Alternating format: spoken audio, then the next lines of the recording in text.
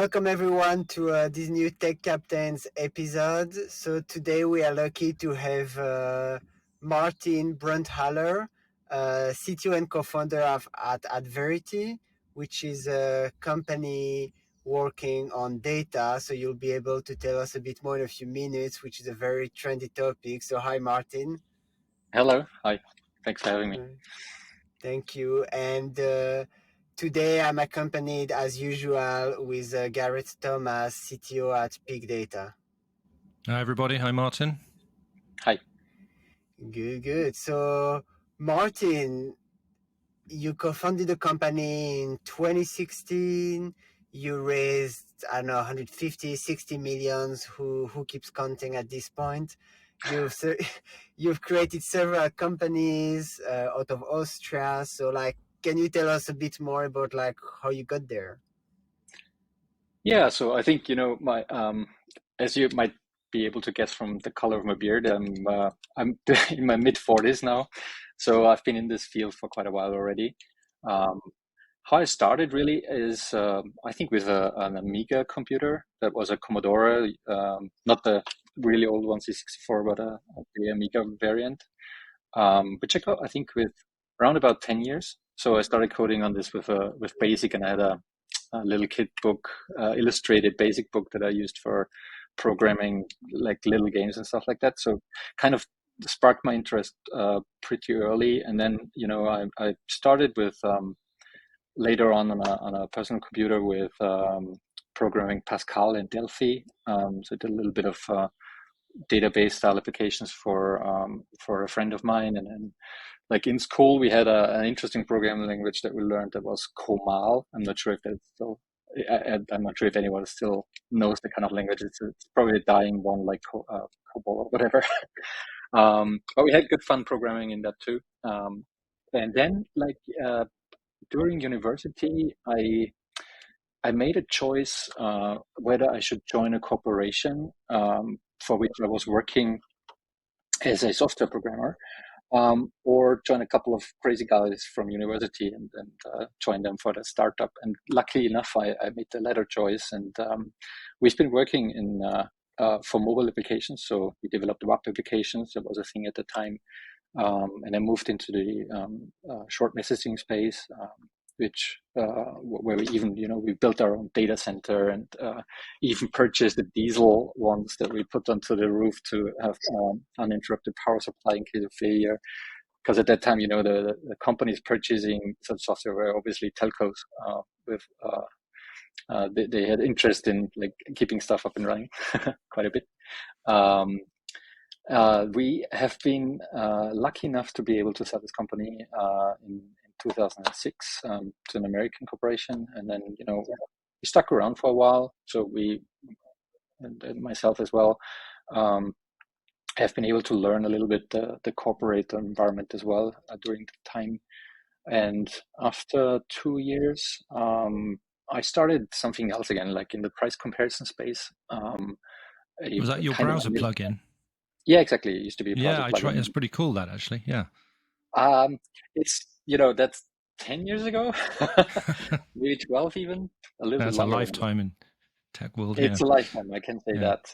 Yeah. And actually, what is more interesting is not the plugin side of things; it's the backend, really, because you do real-time price comparison with a lot of partners in the backend. So there's several like fees that you can use for the purpose, and also the matching exercise is kind of challenging. So, today you could it do or run it a little bit differently maybe, but at that time it was certainly something interesting to do. Why did you stop it? Pardon? Why did you stop building that? No, it didn't stop. I think it's still around. It's been sold also to a price comparison company here in Austria. And so I think the team is still working on that, even though their priorities might have shifted to other areas as well. I see. I think these days it's more difficult. There was a very hot time in the browser extension ecosystem where you had to be, especially in Firefox add-on store, if you've been ranked high, you could easily acquire a lot of traffic at that time. I think it's harder today than it used to be 15 years ago. And then you also have Chrome becoming more of an important browser at that point in time, and Chrome add-on store. So a lot of companies use that opportunity to, create a lot of traffic and good ranking in add-on stores to acquire customers. I think it's a lot harder to do. Right, then after that, we started Adverity. We really bootstrapped that within another company. And 8 years later, we are 350 people. You must wake up. Yeah, you must wake up someday and be like, "Who are all these people? Why do they trust me?" Exactly. Yeah, I think that's the interesting part is when you're like when you run it, like when you're in the daily operations of this, you don't recognize it that way. It's like it's something that happens over time, and you grow with that. But from the outside, it's amazing, yeah. And could you maybe in a few sentences explain what is Adverity? Because there's so many data products you see on the market, and I know, like, look, I've looked at your LinkedIn quickly, obviously, also, and like you say intelligent marketing analytics platform, but what does that mean concretely? Like, what do you do? Yeah, I think so. At the core, we make it easy to work with data for data teams, really. So our core, really at the core, what we do is we allow people to focus on the business application that they build. And for many people, that might be building a dashboard, like when you're on the marketing side of things, but it might also be building a data application that, where you run the machine learning model on top of that, and make marketing decisions to run a campaign, stop, start, etc. We really started off, when we started the company, our main challenge was to replace an existing workflow that mainly consisted of throwing a couple of data points together into a spreadsheet, and then create a PowerPoint presentation out of that to automate the whole workflow. So we started off with dashboarding or exploration and dashboarding capability, and added data integration on top of that, or like as a foundation to that. And over time, we evolved into much more than that, because the visualization, like the data product that you build on top of that, might only require the foundation, and you have other tools sitting on top of that. Say, for example, Looker Studio or Power BI, Tableau, you name it. Like there's many tools that can run where you can create visualization and dashboards. Yeah, we really make it easy to use the kind of underlying data set. And when I look at the marketing ecosystem, there's lots of sources. We support more than 600. And it's constantly evolving. Like things, say, for example, like Snapchat or TikTok, they haven't been around 4 years ago. So would you say you are more into the data processing like Google BigQuery and Athena, or you more into the data consumption like QuickSight, Data Studio, Looker, etc.? I think it's a mix. We are strong on the data integration side of things, I'd say, from a proposition perspective. And just today, we are about to.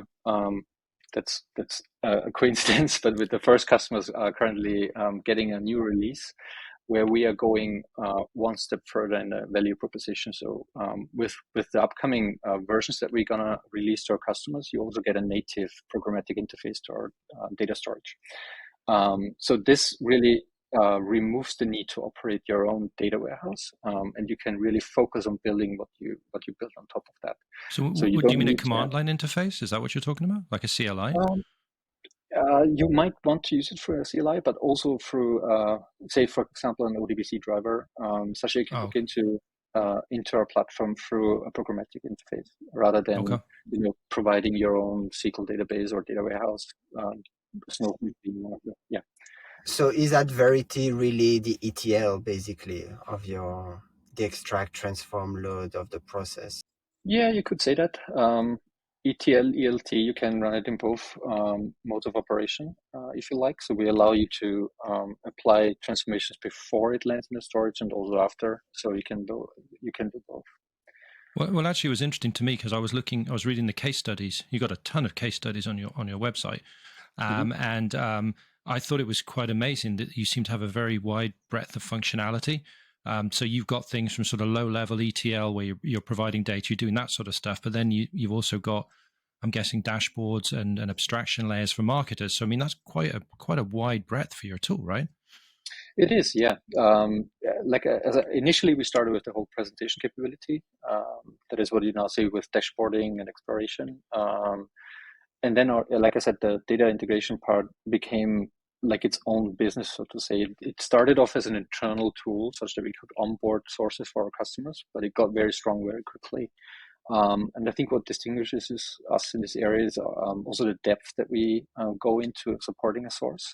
It's not like you can select a couple of metrics. We always like go into like what is supported from the customer and try to make it as flexible as possible.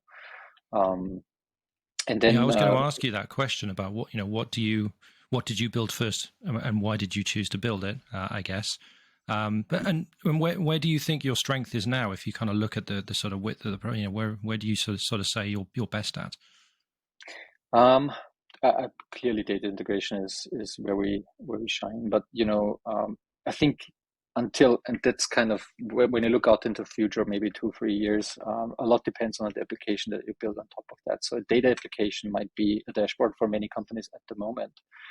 But I think especially the last 6 months showed us that it might be something completely different moving forward. I think, dashboards always had its use for a while and will certainly still have its use. But as we move into a world that is where GPT-like technology, specifically saying like technology, there's lots of stuff out there. It could be a replacement for that. And like one of the main factors that always drove me was like, I don't want to have people build dashboards, because it's the current state of things, but it's a lot of waste of time that goes into that. So I would really like to eliminate that. And even though if you end up with a widget showing you a graph, it might be useful for interpreting something that's happening in your marketing spend. Just having a couple of eyeballs watching the dashboard is not always producing the right result. Yeah, and I think you're right about the time spent, and it's not just the time spent when you initially build a dashboard. My experience of them is they change all the time, right? You get a new strategic direction, you get a new whatever, and all of a sudden the dashboard you built, and now want a different dashboard, and it just never ends, really. Exactly. Yeah. And what is your tech stack to build all of that and all those data connector? So I'd say we run mostly on Python. That's where we started with data integration. However, we have a very diverse tech stack. The front end is mostly built on TypeScript, React, now Next.js technology. So I think it's pretty modern in these regards. Then we have a part of the platform that still runs on Groovy and Rails. Wow. That's something that we still have around, a little bit of Kotlin, but that's kind of the majority at the moment. I'd say 60% is built on Python. And you mentioned now a few of these, like modern frameworks, Next.js, etc. But also earlier, just after you mentioned the Greybeard, all the languages like Pascal, etc. that you used to work with. And nowadays, we don't really hear those. So what do you think, like, of younger developers or people getting into the tech world and directly jumping into frameworks? What's your opinion on that? I think it's hard, language is not as important as the kind of ecosystem that surrounds it. Hence, Python is very strong because you have a couple of key leader technologies, for example, Django, maybe Celery to be considered as well. We have strong support from companies like Google, who provide native SDKs, etc. So I think what really powers a language, if you would want to say that, is the whole ecosystem and frameworks that you can get, and the support from the community. That said, there's always the coolest kid around. 2 years ago, nobody was talking about TypeScript, and now it's the hottest thing in the JavaScript ecosystem. It could be considered its own language as well, but like what I mean here is things change, and I think the key takeaway is we should embrace that, because even like considering things like GPT, 9 months ago, not many people have been talking about that, and now it's the hottest thing around. And keep an open mind. That's kind of the thing. Now you wrote, and just talking about Adverity, I saw a blog I think you wrote on your website I think the title was "What is the Modern Data Stack?" And you talk about some of the current challenges with vertical data integration, unified base layers. And what do you think the issue is with things like that? Is it naming standards? Is it poor metadata? What do you think sort of underlies those problems? I think there's maybe two themes to that. So I personally think that, and you can have different buying or user personas for your stack, so to say. But I think the main issue is that in many corporations, the kind of three main disciplines sit in different organizations, and as such, you end up with many people owning parts of the stack, and that kind of will yield or cause many failures along the way. Say, for example, if the developer/engineering organization owns the data integration part, and the developer decides to drop something because it doesn't interest anyone anymore, and then the consuming side, which might be a Power BI user, it goes missing. Like it falls apart quite quickly. For such cases, I strongly think that an integrated solution provides more stability. And as we move into things like data containers and contracts, it's a kind of a mixed feeling around the kind of term, because many people interpret it differently. But I think we need to move into an ecosystem where we have like requirements that go down into the source, and things don't break that easily. That's kind of, I think, the main issue really. And then like having 3-4 tools compose your stack might be flexible for some organizations, but very complex to maintain. And do you think there are, I mean, you've mentioned ChatGPT a few times. Do you think there are AI solutions in these spaces to be looked at? So it's an interesting, so I monitor that quite closely. There's a couple of things that are happening that interest me. However, I think at the moment we are thinking about how to augment our existing technology with, GPT-like things, and a lot might deal with user interface facing capabilities. Say, for example, making it easier to compose a data transformation, or maybe even compose, an API interface. There you have the matter of how much you trust it and how much data is correct that you retrieve from a source, but you can address those kind of issues. But what I still haven't got my head around, like, what's going to be the future when I look at it 2 years down the road, because there's already some stuff happening, and you might end up in an ecosystem where you don't really need that much of a pipelining capability. It might be something completely different. Then there's companies composing SQL queries, for example, which is also a discipline that kind of is on the user experience, the feature side of things. So let's see. I think it's very interesting times at the moment. So you think, from the point of view of your company, you're looking at maybe utilizing it more in the sort of vein of of Copilot, right, where it kind of help people understand how to talk to your platform or get the data in the best way out of your platform? Yeah, so that's certainly something that we look at the moment. So how we can apply those technologies to the existing stack, but also how we can make it utilize that moving forward. As in like modern 2.0, whatever you call that. Yeah. And Martin, so you created a company like 7 years ago now, and you mentioned more than 800 people. Yeah, 300. So like, you must have had 800 would really be scary now. No, 300. 300. Sorry, 300. But it's still very impressive. Like you must have had so many like challenges, like both human and technical challenges.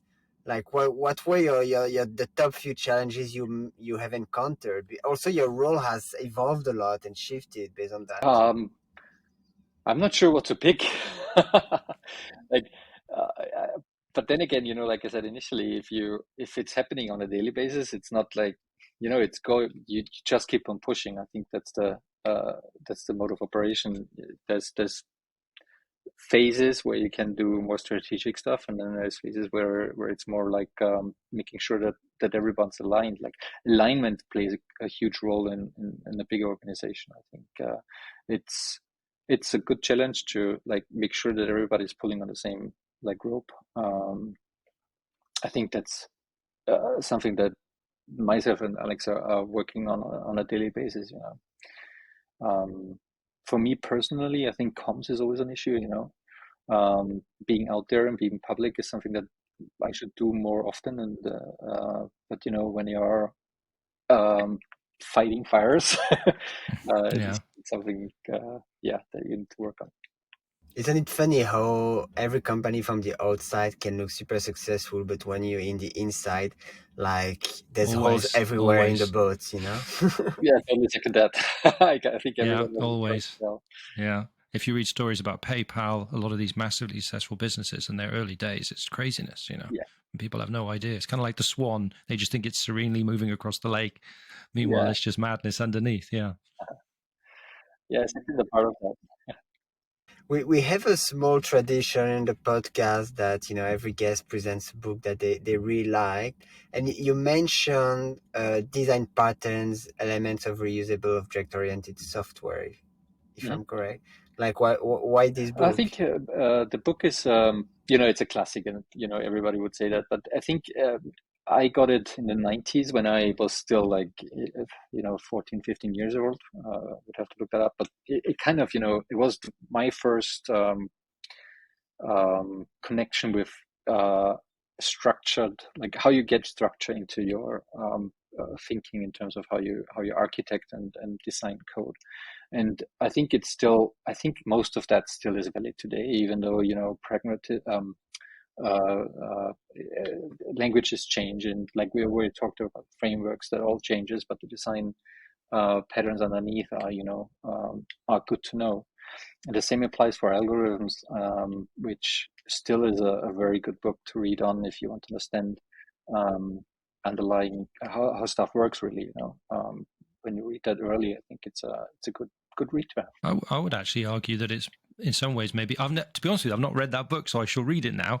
But it sounds like it might even be more valid, because it just seems that today it's so easy just go and pick code off the internet and plug it in somewhere without fundamentally understanding what you're trying to build. I mean, I remember when I was coding, when I started out as a programmer, I used to spend a lot of time thinking about how I was going to structure what I was writing before I wrote any code. But I think nowadays, because it's so easy to go pull things from various places and just bolt them together, that probably happens less so. I don't know. Yeah, so true. Yeah. No, totally true. I exactly the point. That is very good. Gareth, any more questions for Martin? I actually had two more questions. So one, just going back to your blog, I think you said at the end, you made a comment about the fundamentals of good data practice, and I was wondering what you would regard those as being. It's a good question. It's been a while, I think, since I did that, but I think the fundamentals are really around whether you can, and that goes back into also a couple of features that we're building out, but a lot is in terms of how much you can trust the source. If you trust the quality in your data stack, you don't have to go back to the source and verify. And that's one of the hardest challenges, I think, for any platform out there, is like really making sure the user has confidence in the correctness and the up-to-dateness or freshness of the data in your platform. I think that's a recurring theme for many companies in this area anyway, but I think that's a really, really critical thing to get right. And the other one I want to ask you was sort of going back, I guess, to the earlier part of your career, because you were in telecoms, right? You did quite a bit, but you mentioned at the beginning. Mm-hmm. And then I was wondering what you think about 5G and 6G. So to me, I just think 5G, it just seems like it hasn't really delivered what it promised. I mean, they talked about low latency, and I think there was a Chinese surgeon that did a live surgery, but then what's happened since, really? So I was... Yeah, I think it's hard, like, to get the infrastructure right. And I have to say, I started early 2000s, and I majored in telecommunication sciences. So a lot of that is pretty outdated at the moment, I'd say, because my focus shifted a lot towards the software side of things, but which is now coming back, I think, with 5G as well. When we look at the equipment, it's a lot more software driven than it used to be with previous generations. How it cannot deliver, I think a lot depends on density. So at least here in Vienna, we have a pretty good coverage, but still, it's not where it should be. And when you look at latency, it didn't fulfill the promise. I can second that. But on the other end, I think at least here it works quite well. Well, it was interesting too, because I looked at that and then I looked at 6G, and they're saying there was some lab in China where they got 206 gigabits per second data rate on the frequency baseband they're going to have for 6G. So 6G is promising. This is the one where we're going to give you, 10x more capacity. So bringing the cloud closer to your devices and all that kind of stuff. That's a good promise, but the use, I think, if you look at it from the outside, you need to find the use case for that too. And there's certainly something out there you can figure out. But I suppose latency is the one, like you already mentioned, that really matters for them. It's kind of experience. I think bandwidth. And then again, it's a shared medium. A lot depends on how many people are adopting the kind of technology. So it's good to have the bandwidth in reserve. But at the moment, other things matter more. And I think to finally just to say, it just made me laugh yesterday because I saw there's a new dating app, and it's basically dating mixed with TikTok. So I'm thinking we're going to have even more videos being recorded on. So we're going to need all this extra bandwidth, aren't we? Really? Sure. I'm too old for TikTok, I have to say. Yeah, it's not for me either. But. Yeah. Perfect. Well, thank you so much, Martin, for your time, for talking to us and sharing a few insights of your career. I'm sure there's much more. We'll need to invite you, and we will follow your adventures with Adverity. Yeah, thanks, Martin. Good luck with Adverity. Thank you. Have a nice day. Bye.